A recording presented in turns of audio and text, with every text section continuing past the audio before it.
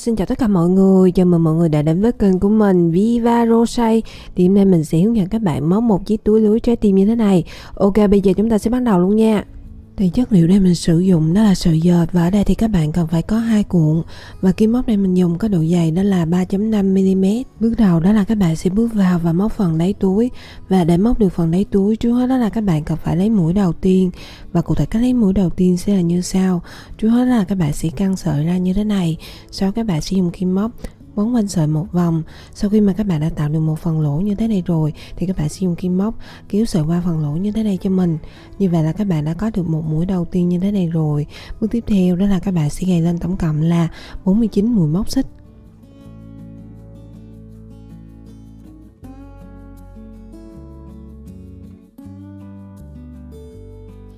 Sau khi mà các bạn đã gầy lên đủ 49 mũi móc xích rồi, bước tiếp theo đó là các bạn sẽ bước vào và móc lên dòng thứ nhất. Và để móc dòng thứ nhất trước hết đó là các bạn sẽ móc lên một mũi giả kép bằng cách là gầy lên một mũi móc xích nữa. Sau đó thì bỏ qua cho mũi đầu tiên, đâm kim móc vào cho mũi thứ hai và móc lên một mũi móc đơn. Tiếp tục các bạn lại móc lên một mũi móc xích, sau đó thì đâm kim móc vào chân mũi của mũi móc đơn đầu tiên và móc lên một mũi móc đơn kế tiếp. Như vậy là các bạn đã có được một mũi giả kép như thế này rồi. Bước tiếp theo đó là các bạn sẽ gầy lên 2 mũi móc xích 1 và 2, sau đó thì bỏ qua 2 chân mũi, đâm kim móc vào chân mũi kế tiếp và móc lên một mũi móc kép.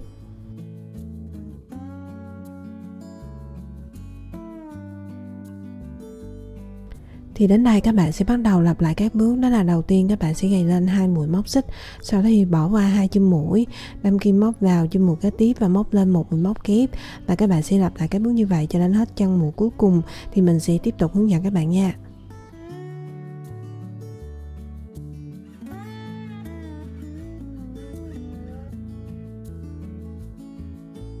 Sau khi mà các bạn đã móc đến hết chân mũi cuối cùng rồi thì các bạn đã móc xong dòng thứ nhất.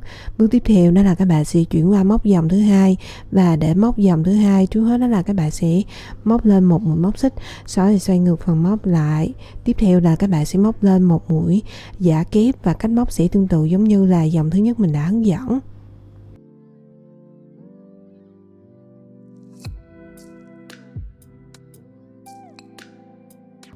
Tiếp tục các bạn lại gầy lên 2 mũi móc xích, bỏ qua 2 chân mũi, đâm kim móc vào chân mũi kế tiếp và móc lên một mũi móc kép.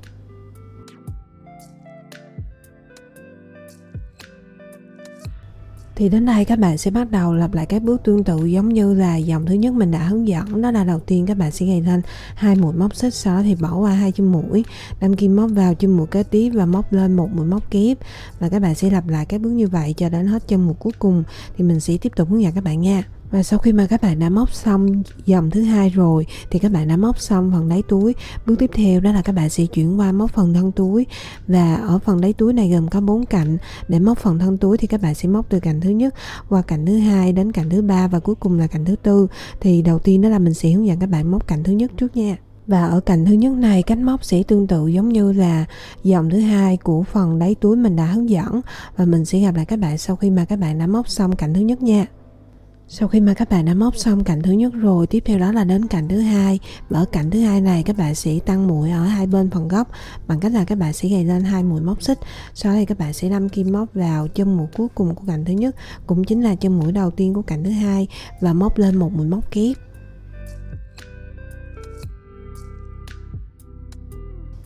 Tiếp theo đó các bạn lại gầy lên 2 mũi móc xích, sau đó thì bỏ qua chân mũi nằm ở phần giữa của mũi móc kép, đâm kim móc vào chân mũi nằm ở phần đầu và móc lên một mũi móc kép. Tiếp tục các bạn lại móc lên 2 mũi móc xích, sau đó thì bỏ qua chân mũi nằm ở phần giữa của mũi móc kép, đâm kim móc vào chân mũi nằm ở phần đầu và móc lên một mũi móc kép. Tiếp theo đó là các bạn sẽ gầy lên 2 mũi móc xích.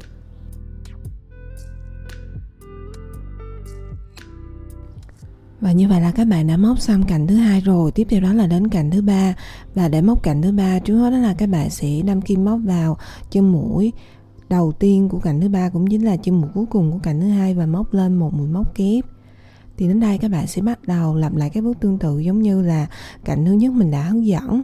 Và sau khi mà các bạn đã móc xong cạnh thứ 3 rồi, tiếp theo đó là đến cạnh thứ 4 thì các bạn sẽ lặp lại các bước tương tự giống như là cạnh thứ 2 mình đã hướng dẫn. Và mình sẽ gặp lại các bạn sau khi mà các bạn đã móc đến hết chân mũi cuối cùng của cạnh thứ 4 là nằm ở đây nha.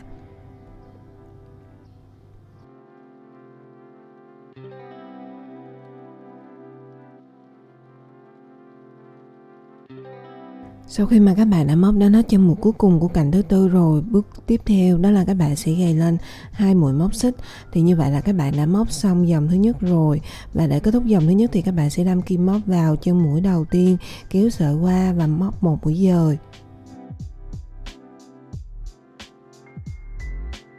Và sau khi mà các bạn đã móc xong dòng thứ nhất rồi, tổng số ô vuông hiện giờ các bạn đang có là 40. Tiếp tục đó là các bạn sẽ móc lên dòng thứ hai. Và để móc dòng thứ hai trước hết đó là các bạn sẽ móc lên một mũi giả kép, sau đó thì gầy lên một mũi móc xích.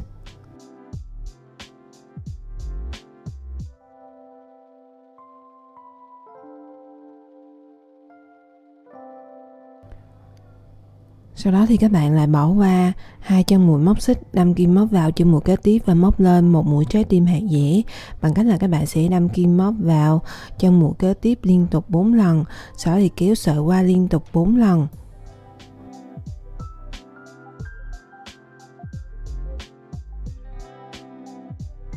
Sau khi đã có 8 đầu sợi trên cùng một kim móc như thế rồi thì các bạn sẽ dùng kim móc kéo sợi qua 8 đầu sợi này cho mình. Tiếp tục còn lại 2 đầu sợi trên cùng một kim móc, các bạn lại tiếp tục kéo sợi qua 2 đầu sợi này cho mình. Như vậy là các bạn đã có được một mũi hạt dẻ đầu tiên rồi. Tiếp theo đó các bạn lại gầy lên một mũi móc xích, sau đó tiếp tục đâm kim móc vào chân mũi này và móc lên một mũi hạt dẻ, và cách móc sẽ tương tự giống như là mũi hạt dẻ thứ nhất mình đã hướng dẫn.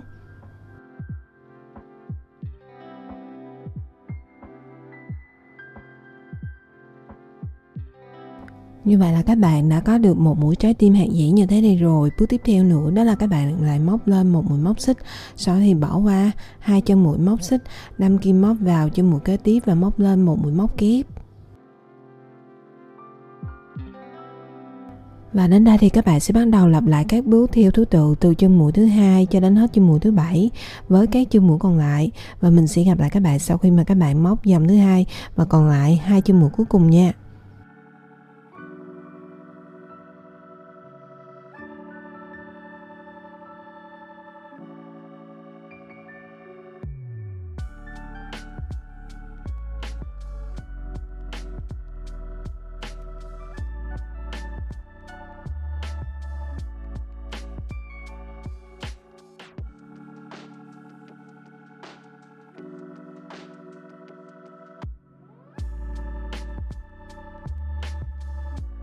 Sau khi mà các bạn đã móc dòng thứ hai và còn lại hai chân mũi cuối cùng như thế này rồi thì bước tiếp theo đó là các bạn sẽ bỏ qua hai chân mũi cuối cùng này, sau đó thì móc lên một mũi móc xích, đâm kim móc vào chân mũi đầu tiên và móc một mũi dời.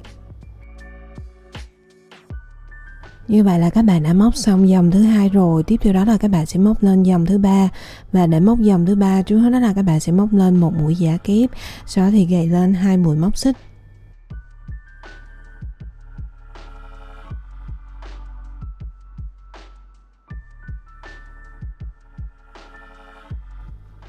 Tiếp theo đó là các bạn sẽ đâm kim móc vào phần lỗ của mũi trái tim hạt dẻ thứ nhất là nằm ở đây và móc lên một mũi móc kép.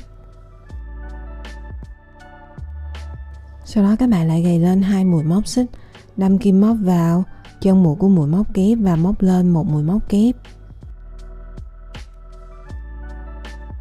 Thì đến đây các bạn sẽ bắt đầu lặp lại các bước, đó là các bạn sẽ đâm kim móc vào mỗi một phần lỗ nằm ở chính giữa mỗi một mũi trái tim hạt dẻ và mỗi một chân mũi của mũi móc kép và móc lên mỗi một mũi móc kép, và khoảng cách giữa mỗi mũi móc kép với nhau đó là hai mũi móc xích.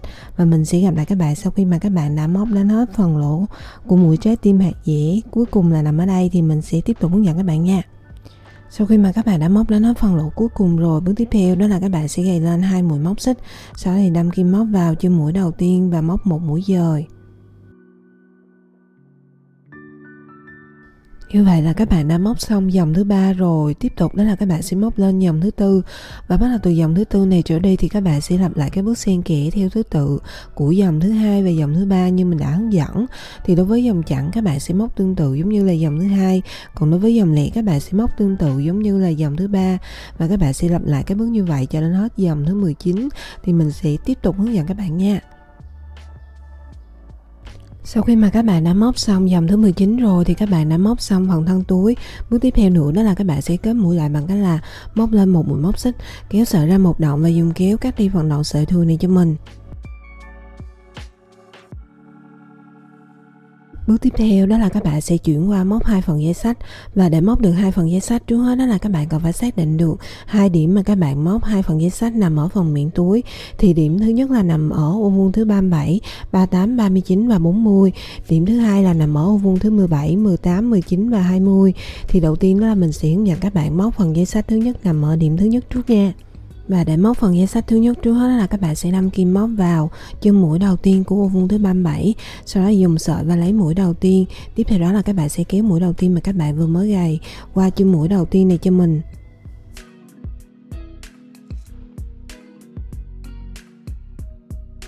Tiếp tục đó là các bạn sẽ móc lên một mũi dạ kép, sau đó thì gầy lên một mũi móc xích.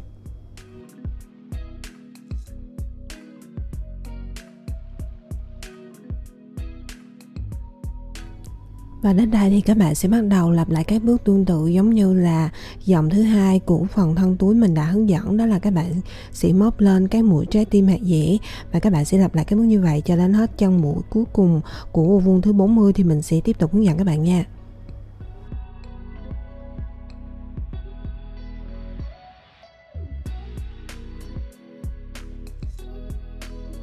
Sau khi mà các bạn đã móc đến hết chân mũi cuối cùng rồi thì các bạn đã móc xong dòng thứ nhất.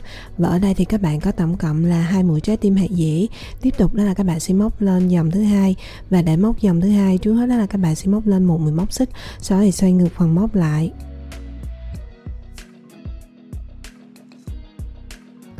Tiếp tục đó là các bạn sẽ móc lên một mũi giả kép, sau đó thì gầy lên hai mũi móc xích.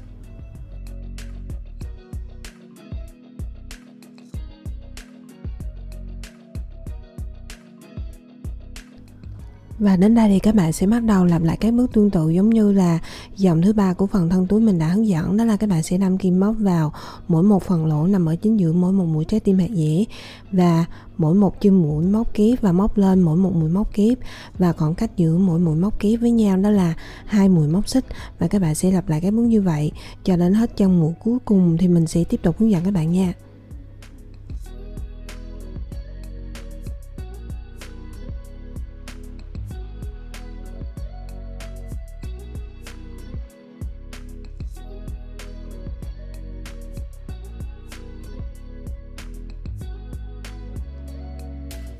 Như vậy là các bạn đã móc xong dòng thứ hai rồi. Tiếp tục đó là các bạn sẽ móc lên dòng thứ ba. Và bắt đầu từ dòng thứ ba này trở đi thì các bạn sẽ lặp lại các bước xen kẽ theo thứ tự của dòng thứ nhất và dòng thứ hai như mình đã hướng dẫn. Và các bạn sẽ lặp lại cho đến hết dòng thứ 18 thì mình sẽ tiếp tục hướng dẫn các bạn nha.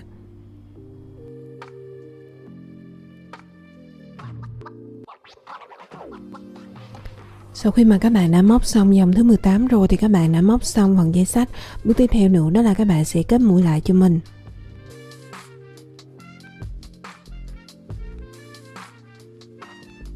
Bước tiếp theo đó là các bạn sẽ chuyển qua móc phần dây xách thứ hai nằm ở điểm thứ hai và cách móc sẽ tương tự giống như là phần dây xách thứ nhất mình đã hướng dẫn. Và mình sẽ gặp lại các bạn sau khi mà các bạn đã móc xong phần dây xách thứ hai nha. Sau khi mà các bạn đã móc đến hết dòng thứ 18 của phần dây xách thứ hai rồi, bước tiếp theo đó là các bạn sẽ tiếp tục dùng cái sợi này để nối hai phần dây xách này lại với nhau. Và cụ thể cách nối sẽ là như sau. Trước hết đó là các bạn sẽ úp hai mặt phải hướng vào bên trong, còn hai mặt trái thì sẽ hướng ra bên ngoài. Sau đó thì các bạn sẽ lấy kim móc ra khỏi chân mũi đầu tiên của phần dây xách thứ hai, đâm kim móc vào chân mũi đầu tiên của phần dây xách thứ nhất, sau đó thì kéo chân mũi đầu tiên của phần dây xách thứ hai qua chân mũi đầu tiên của phần dây xách thứ nhất và móc lên một mũi móc xích.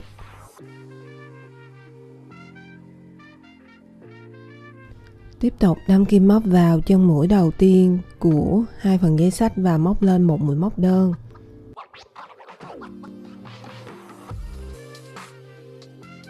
Sau đó các bạn lại đâm kim móc vào phần lỗ đầu tiên của hai phần dây xách, móc liên tục 2 mũi móc đơn cùng một phần lỗ.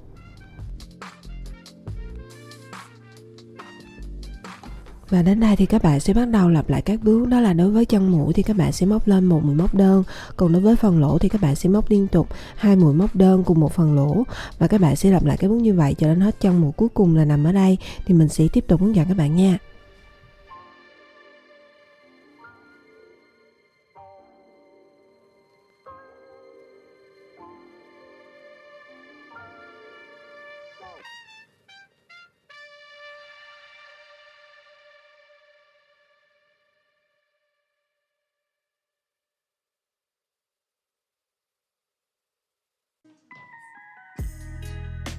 Sau khi mà các bạn đã nối xong phần dây xách rồi thì bước cuối cùng đó là các bạn sẽ dùng kim khâu và khâu lại những đầu sợi bị thương vào bên trong của chiếc túi. Thì như vậy là các bạn đã hoàn thành xong một chiếc túi lưới trái tim như thế này rồi. Mình chúc các bạn sẽ thành công với sản phẩm của các bạn làm ra nha. Chào tạm biệt và hẹn gặp các bạn ở video sau. Bye bye, see you.